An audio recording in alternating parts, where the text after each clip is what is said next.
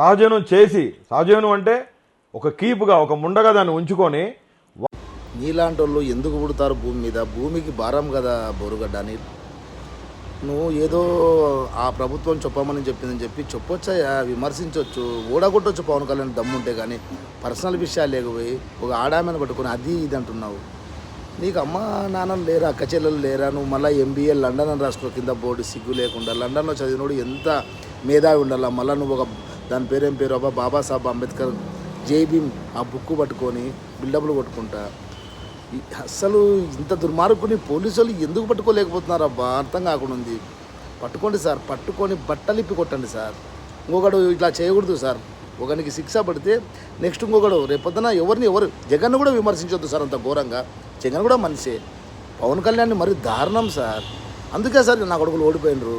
జగన్ గారు మీరు తెలుసుకోండి సార్, వీళ్ళ వల్లే మీరు ఓడిపోయినరు సార్. ఇది సత్యం సార్.